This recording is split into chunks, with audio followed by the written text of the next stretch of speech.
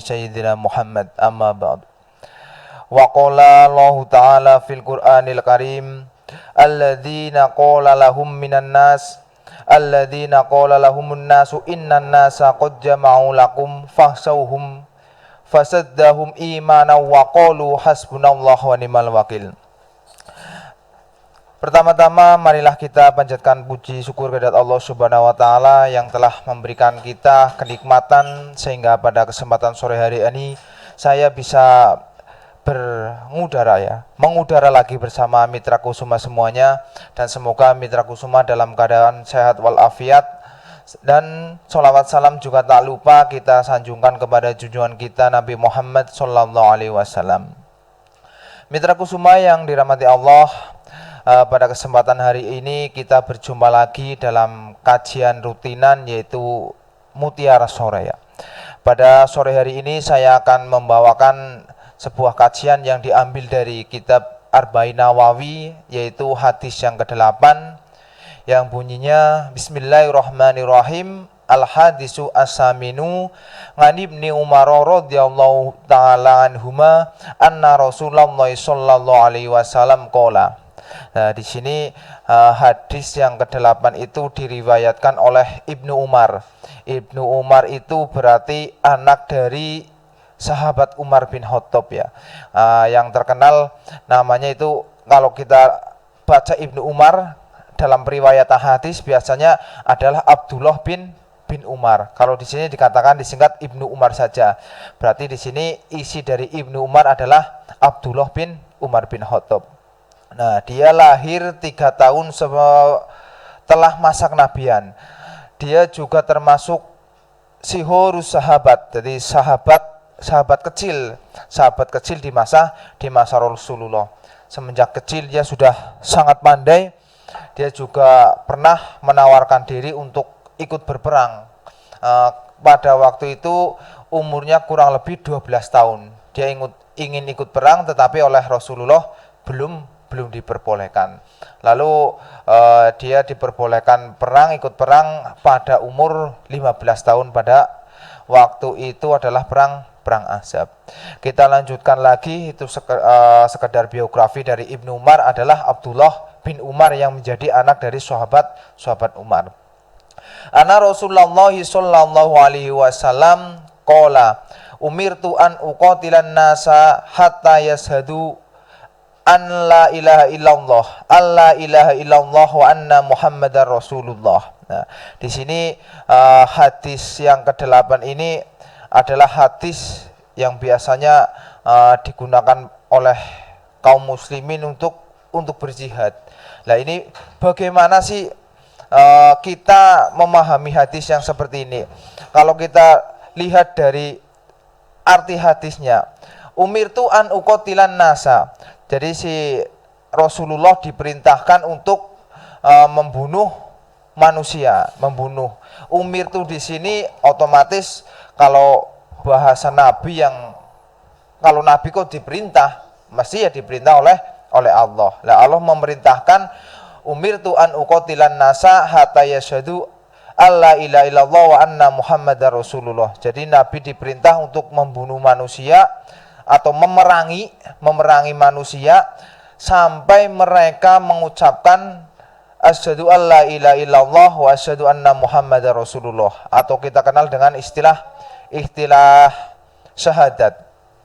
Wa yuqimu sholata wa yu'tu zakata fa idza fa'alu dzalika asamu minni dima'ahum wa amwalahum illa bihaqqil Islam wa hisabuhum 'alallahi ta'ala. Rawahu al-Bukhari wa Muslim. Selanjutnya Kanjeng Nabi diperintah untuk memerangi manusia sampai mengucapkan, si manusia itu mengucapkan syahadat. Sampai apakah cukup syahadat itu? Tidak. Dia diteruskan wa yuqimu sholata. Setelah mereka mengucapkan syahadat, mereka disuruh untuk mendirikan sholat. Wa yu'tu zakata. Lalu disuruh untuk memberikan zakatnya bagi yang mampu. Faida fa'alu dzalika ngasamu minni dima'ahum wa amwalahum. Terus ketika mereka sudah melakukan syahadat, sholat, terus memberikan zakat, maka harta mereka dan darah mereka adalah diselamatkan atau dilindungi oleh Islam. Pada kesempatan sore yang hari ini, sebagian orang mempunyai pemahaman yang kurang baik terhadap hadis ini. Mereka memahami hadis ini adalah sebagai perintah dari agama untuk memerangi semua orang musyrik. Di sini dibahasakan umirtu an uqatilan nasa hatta yashhadu. Berarti ketika kok bahasanya diperintahnya orang itu sampai mengucapkan syahadat, berarti mereka bukan orang Islam pasti ya, bukan orang Islam. Lah di sini di zaman yang sekarang, apakah hadis ini masih relevan? Dalam artian kita hidup misal di Indonesia, berbagai warga memeluk agamanya masing-masing. Ada yang Islam, ada yang non Muslim. Apakah bahasa non Muslim ini berlaku dalam hadis ini? Begitu. Hingga mereka mengucapkan syahadat. Efeknya apa? Efeknya yaitu sering terjadi kekerasan atau penyerangan terhadap non muslim. Jadi ketika kita memahami hadis yang ke-8 ini hanya dengan mentah saja, berarti ketika kita setiap melihat orang muslim, rasanya kita harus memerangi. Kita harus berjihad sampai dia mengucapkan syahadat, melakukan sholat sampai memberikan zakat. Apakah di sini non muslim itu berlaku untuk umum begitu? Mereka berdalih seperti tadi, bahwasanya saya berjihad adalah anjuran dari hadis yang ke-8. Saya disuruh untuk memerangi manusia sampai mereka mengucapkan syahadat. Mereka meyakini apa yang dilakukan adalah merupakan sesuatu yang benar dan dilakukan oleh agama. Tidak heran ada satu syekh yang mengatakan bahwa menyebut hadis yang ke-8 ini sebagai hadis yang madlum atau terzolimi. Padahal hadis ini adalah hadis yang sahih. Pada kesempatan hari ini saya ingin mengajak pendengar Mitra Kusuma semua ya, dimanapun Anda berada, untuk sedikit membuka apa benar sih bahasa uqatilan nasa di sini berlaku untuk semua non muslim, atau non muslim yang bagaimanakah yang harus kita perangi, atau non muslim bagaimanakah yang pada zaman dulu oleh Nabi diperangi. Mungkin kita bahasa manusia ya, manusia kalau kita lihat secara dohirnya hadis saja, namanya manusia kok hatta yashhadu, berarti mereka manusia yang belum memeluk Islam. Mari kita pahami sesuai dengan pemahaman bahasa Arab yang baik, sesuai dengan petunjuk Al-Quran, dan sesuai dengan latar belakang munculnya hadis tersebut. Nah, uqatilan nasa, di sini ada bahasa an-nas. Siapakah yang dimaksud manusia dalam hadis tersebut? Nah, apakah semua manusia ataukah manusia-manusia yang tidak mendukung Nabi, atau manusia-manusia yang mendolimi Nabi, atau kita bahasakan kaum musyrikin, atau manusia-manusia biasa yang penting dia tidak beragama Islam, dia non muslim. Apakah seperti itu? Redaksi di atas bila kita terjemahkan secara literal yang akan berbunyi, aku diperintahkan untuk memerangi manusia hingga mereka bersaksi tiada Tuhan selain Allah dan tidak ada utusan selain Rasulullah, dan disuruh menegakkan sholat dan juga menunaikan zakat. Jika mereka lakukan yang demikian, maka mereka akan terpelihara darahnya, akan terpelihara hartanya, kecuali dalam wahisabhum alallahi ta'ala. Kembali lagi ke hadis, apakah semua manusia, yaitu non muslim atau siapa saja, untuk memahami sabda Nabi yang baik, kita harus mengacu pada pemahaman di mana Nabi menggunakan bahasa itu, yaitu bahasa Arab yang pastinya, dan juga menggunakan bahasa Al-Qur'an ya.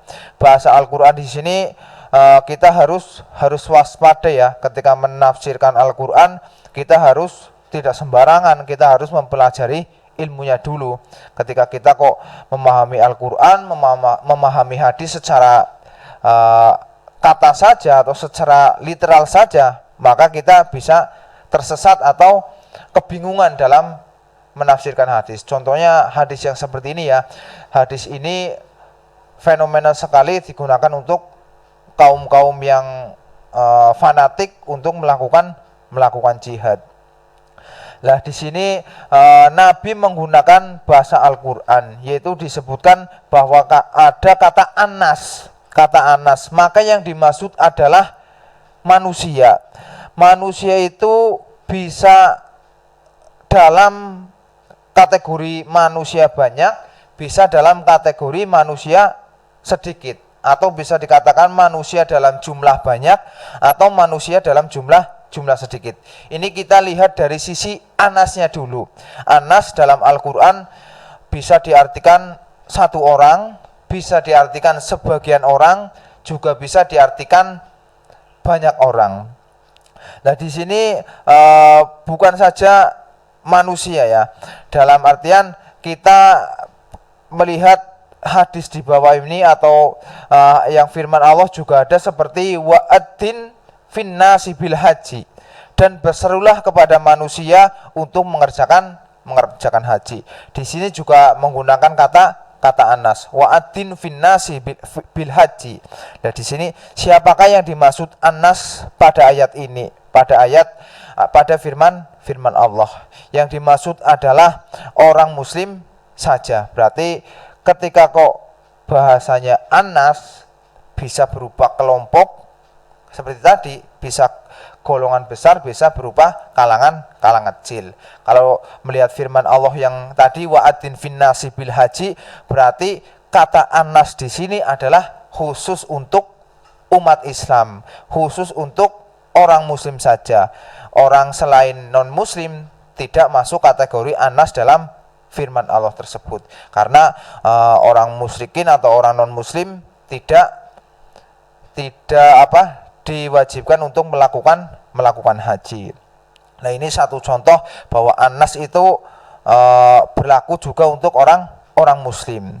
Nah, ketika kita mengartikan anas itu semua manusia, mungkin bisa terjadi perang-perang yang sangat besar, sampai terjadi perang saudara. Terus lagi ada ayat lagi yang mengatakan bahwa ini ketika kisah Nabi Yusuf ya, Allah juga berfirman, alladzina qala lahumun nasu innan nasa qad jama'u lakum fakhshawhum fasadahum imanan wa qalu hasbunallahu wa ni'mal wakil. Yang artinya wallahu a'lam, orang-orang yang mentaati Allah dan Rasul, yang kepada mereka ada orang-orang yang mengatakan sesungguhnya manusia innan nasa telah mengumpulkan pasukan untuk menyerang kamu. Jadi pada ayat ini menceritakan bahwa Allah memberitahu bahwa ada segerombolan manusia yang akan menyerang Nabi Yusuf. Padahal bahasanya di sini adalah anas ya. Anas tadi yang atas mengatakan hanya golongan orang muslim. Kalau anas yang ini adalah sekumpulan orang yang akan menyerbu Nabi Yusuf. Karena itu takutlah kepada mereka. Maka perkataan itu bisa menambah keimanan mereka, dan mereka menjawab, cukuplah Allah menjadi penolong kami, dan Allah lah sebaik-baik pelindung. Jadi ketika Nabi Yusuf mengatakan takut kepada mereka, maka mereka akan menjadi pede, istilahnya ya. Mereka pede, tapi katakanlah kepada mereka, cukuplah Allah menjadi penolong kami, dan Allah lah adalah sebaik-baik pelindung. Fasadahum imana wa qalu hasbunallah wa ni'mal wakil. Itu dua bukti dari kata anas. Nah, lanjut lagi ke ukotilan nas. Nah, di sini ada bahasa ukotila. Ukotil kalau dalam kaidah sorof itu mempunyai faidah musarokah ya. Musarokah berarti di sini artinya saling memerangi ya, bukan pasif, bukan hanya satu orang, tapi adalah saling memerangi. Berarti ketika ukotilan nas di sini merangi, tidak mungkin ada orang berperang sendirian ya. Dalam game pun mereka juga menyerang musuh-musuh ya. Tidak ada orang berperang sendirian, tidak ada lawannya, tidak mungkin. Nah, ini bahasa ukotil. ukotil adalah mempunyai faedah yang artinya yang faedahnya musyarakah. Berarti musyarakah itu adalah perserikatan dua orang atau lebih untuk menghasilkan suatu hasil maksud atau labet bahasa sorofnya. Nah, di sini ukotilan nas berarti ada seseorang atau segerombolan orang yang saling berperang. Nah, kenapa kok terjadi berperang? Nah, ini perlu dicurigai. Kenapa dengan Anas tersebut? Kenapa Anas itu harus diperangi? Kenapa Allah memerintahkan Rasulullah untuk memerangi manusia tersebut? Ini ada apa sebenarnya? Nah, ini kita tarik lagi kembali, siapakah yang dimaksud dalam Anas di sini? Anas ini menurut Mujahid, terus ada yang mengatakan Muqatil, Ikrimah, banyak sekali. Atau siapakah Anas ini? Am yahsudunna nasa alama atahumullahu min fadlih. Atau mereka orang yang benci kepada Muhammad lantaran karunia yang Allah berikan kepada Nabi Muhammad. Dalam surat An-Nisa disebutkan bahwa am yahsudunna nasa alama atahumullahu min fadlih. Di sini bahwasanya ataukah mereka orang-orang yang dengki atau manusia yang dengki kepada Muhammad. Nah, di sini an-nasa ini diartikan Nabi Muhammad. Yahsudunya domir jamanya itu kembali kepada orang-orang yang dengki. Berarti kata yahsuduna ini an-nasanya di sini adalah Nabi Muhammad. Nabi Muhammad tidak mungkin berbentuk segerombolan ya, pasti satu orang. Lanjut kembali Mistaqul Suma yang dirahmati Allah. Kata manusia yang dimaksud pada ayat di atas adalah Nabi Muhammad. Terus kata Anas di sini adalah orang-orang yang sama-sama memerangi kaum muslimin. Jadi yang dimaksud dalam hadis di sini adalah segerombolan orang yang benci kepada Islam dan mereka memerangi Nabi Muhammad. Kalau dalam konteks pada zaman dahulu berarti orang musyrikin Arab yang mereka benci kepada Nabi Muhammad. Nah, contohnya apa? Contohnya bahwa Anas yang betul di sini adalah orang-orang yang membenci Nabi Muhammad dan juga mengajak perang. Buktinya di mana ya? Buktinya di mana? Nah, kita pernah dengar ada seorang tawanan perang. Tawanan perang siapa yang namanya ya? Namanya itu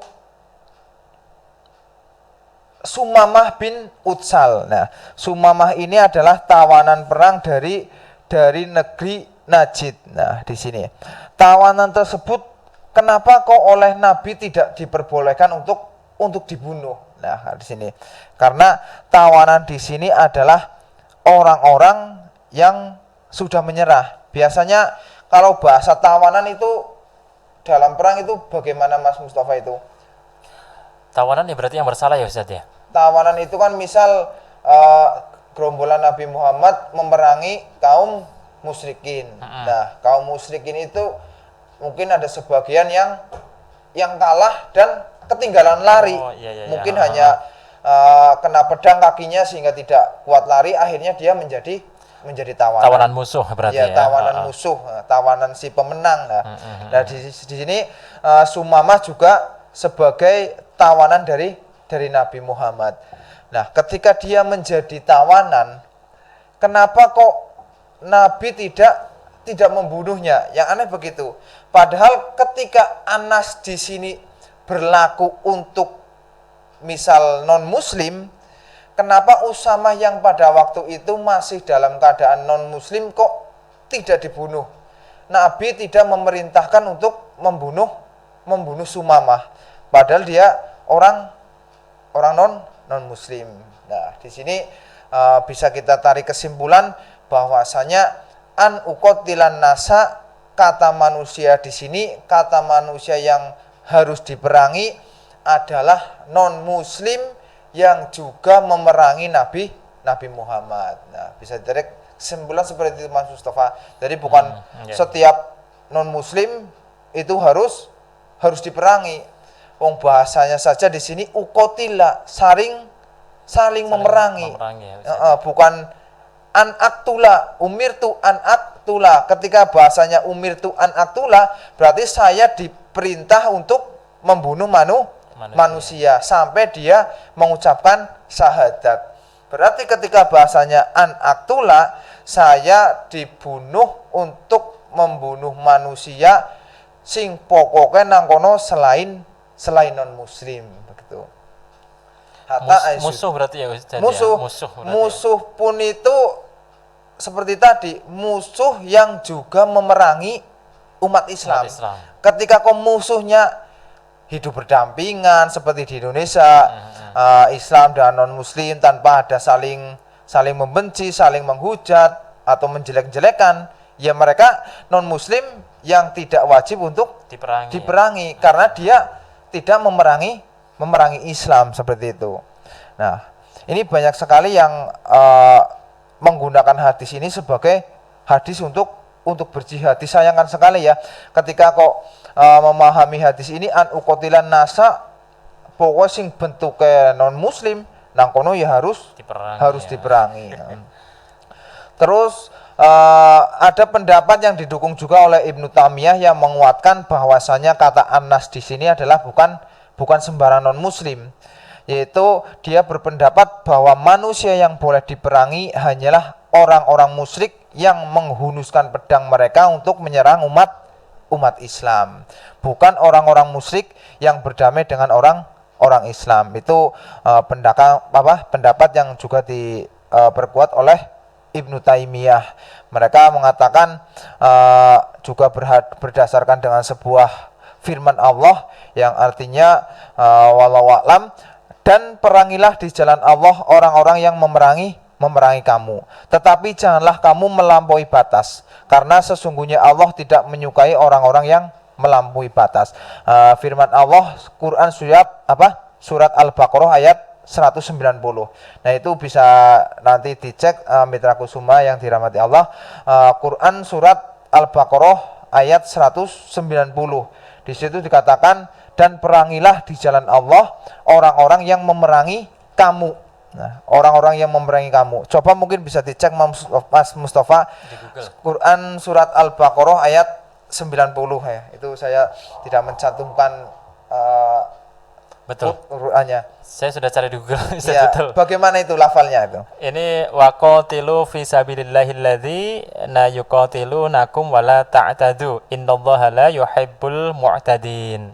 Yang artinya, dan perangilah di jalan Allah orang-orang yang memerangi kamu, tetapi jangan melampaui batas. Sungguh Allah tidak menyukai orang-orang yang melampaui batas. Nah, seperti itu ya. Berarti Ibnu Taimiyah juga berdasarkan atau berlandaskan Al-Qur'an bahwa uqatilan nas, anas di sini adalah orang-orang yang juga memerangi Islam. Ketika ada orang non muslim tidak memerangi Islam, maka dia tidak wajib untuk diperangi.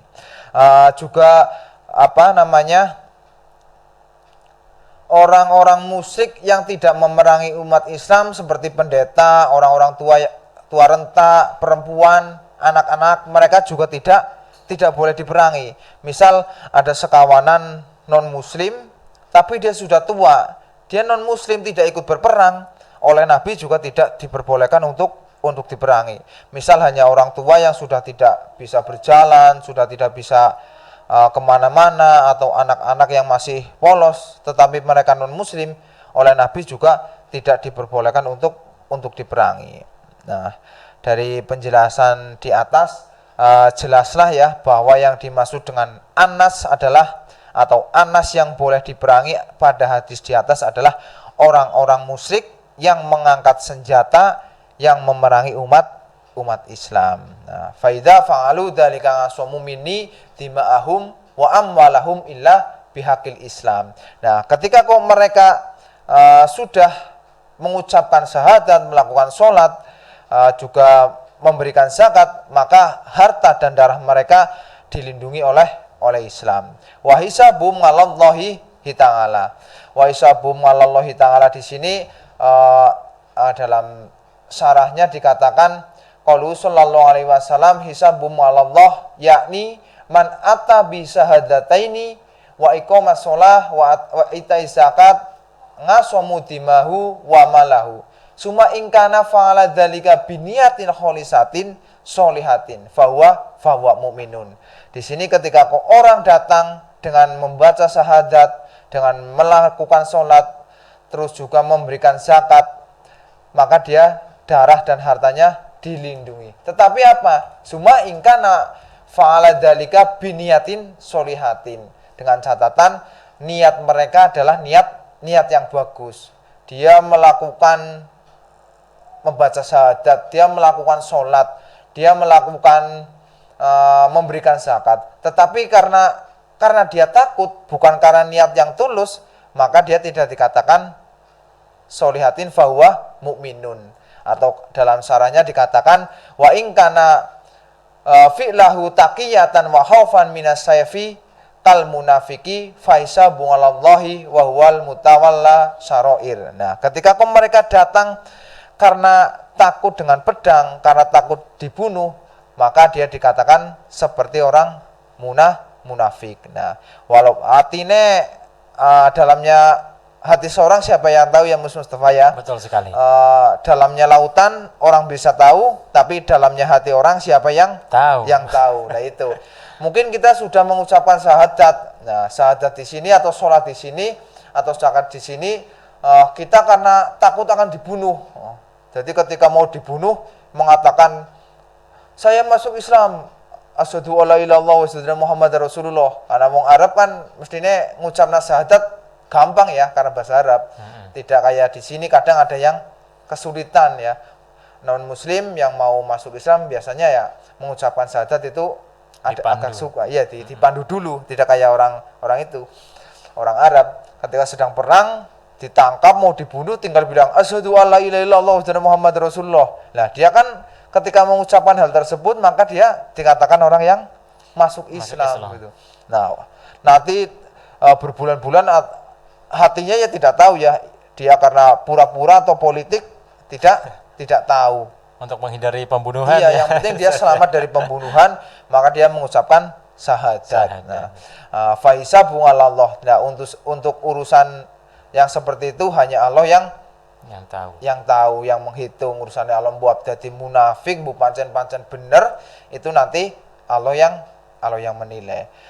Jadi keingat ada sahabat yang membunuh seorang yang sudah melakukan syahadat. Jadi pada waktu perang ada salah seorang sahabat yang caranya sebelum membunuh dia mengacungkan pedangnya kepada non muslim tersebut. Nah, tetapi sebelum dia menusukkan pedangnya, non muslim itu syahadat, membaca syahadat begitu. Nah, si yang mau membunuh itu diingatkan oleh sahabat yang lain, kamu tidak boleh membunuh orang yang sudah membaca syahadat. Dia bilang, syahadat cuman politik saja. Politik, jadi ketika saya membaca syahadat aman. Nah, dia bisa pergi bebas. Nah, ini bisa saja menurut sahabat yang akan membunuh itu hanya politik belaka, hanya tipuan belaka. Tetapi sahabat yang lain, saya akan adukan kamu ke Rasulullah, silakan saja. Nah, ternyata si tawanan perang itu jadi dibunuh oleh si orang muslim tersebut, oleh pasukannya Nabi. Nah, ketika itu terjadilah diadukan oleh sahabat tadi bahwa ada salah satu pejuang perang yang membunuh orang yang sudah mengucapkan syahadat. Nabi sangat murka. Kalau dalam ceritanya itu dikatakan bahwa muka Nabi itu memerah, geram sekali mendengar kabar tersebut. Nah, di sini bahwa sebuah hukum diputusi oleh dohir ya, diputusi oleh dohir dalam artian kenyataan, bukan hati yang memutusi, bukan hati yang memutuskan. Entah itu si yang mau dibunuh itu mbuh syahadat temenan, bu orang yang penting dalam secara dohir dia sudah mengucapkan syahadat. Syahadat. Berarti orang itu sudah Islam. Jadi orang ngurusi atine mbuh ingkar bora, yang penting mulutnya itu sudah melakukan syahadat. Ya seperti kalau di sini, kalau di hukum Indonesia juga seperti itu ya, bahwasanya niat pembunuhan itu tidak direkayasa ya, tetapi dohir dari pembunuhan tersebut. Reka ulang ya, kalau sekarang itu sedang viral reka ulang atas ya, pembunuhan Brigadir C itu ya. Itu yang dicari ya kejadiannya, reka ulangnya, bukan hatinya si pembunuh ini. Betul, aslinya bagaimana, membunuh untuk kebaikan atau tidak ya. Yang penting dia membunuh. Yaitu hukum itu melihat dohir, bukan melihat niatnya ya, niatnya. Ya misal kita membunuh seperti dulu ya, seperti zamannya Nabi Khidir ya, yang membunuh anak kecil ya, yang membunuh anak kecil atau merobohkan rumah seorang yang miskin. Dari situ Nabi si muridnya itu kan berkata, kenapa kamu membunuh anak kecil itu? Ya, yang penting kan dia melihatnya pembunuhan, bukan dari tujuan. Dalam hukum itu tidak ada bahasa makrifatan ya. Yang penting dohirnya dia pembunuh ya, itu ya pembunuhnya, bukan niatnya. Kalau pada Nabi Khidir kan itu karena si Nabi Khidir kan sudah maksum ya, sudah mengetahui bahwa nasib anak ini akan seperti apa. Dia membunuh anak ini karena ketika dewasa nanti dia akan menjadi seorang pemberontak, seorang penjahat. Maka sebelum besar oleh Nabi Khidir, anak itu dibunuh ya, seperti itu.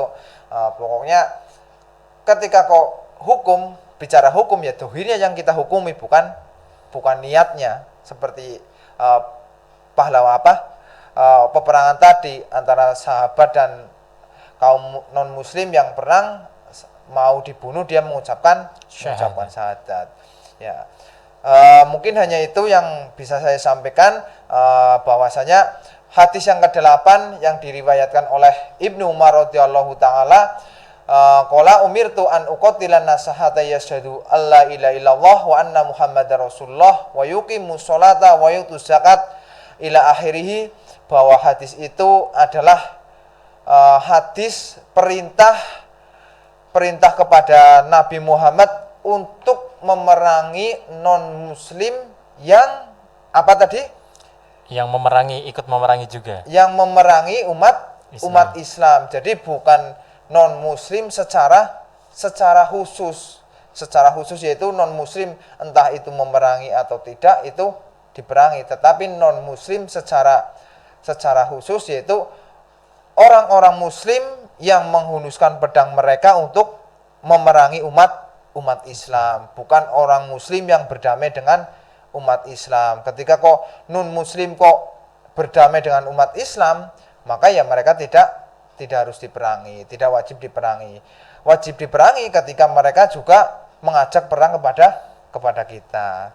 Ya demikian mitra kusuma yang dirahmati Allah. Semoga dengan kajian Mutiara Hikmah sore hari ini menambah wawasan, khususnya ya bisa mengurangi kegalauan ya. Dulu saya juga, ini kok Nabi diperintahkan untuk membunuh manusia. Nah ini pasti orang musyrik, tapi yang bagaimana? Nah ternyata orang tersebut adalah non muslim yang juga memerangi umat Islam. Ya. Awal sampai akhir mungkin banyak kesalahan atau kata-kata yang kurang pas, ada kata-kata yang belibet ya, karena ini belum terbiasa ini open mic ya. Jadi mungkin ada yang kesretot-sretot ya. Saya mohon maaf yang sebesar-besarnya. Ihdinas siratal mustaqim. Wabillahi taufik wal hidayah. Wassalamualaikum warahmatullahi wabarakatuh. Waalaikumsalam warahmatullahi wabarakatuh. Demikian tadi Mitra Kusuma untuk kajian Mutiara sore hari ini, dan saya ucapkan terima kasih banyak Ustadz sudah hadir di studio Radio Kusuma FM, dan mudah-mudahan apa yang disampaikan oleh beliau kajian-kajiannya dapat menambah keimanan dan juga ketakwaan kita kepada Allah Subhanahu wa taala. Amin.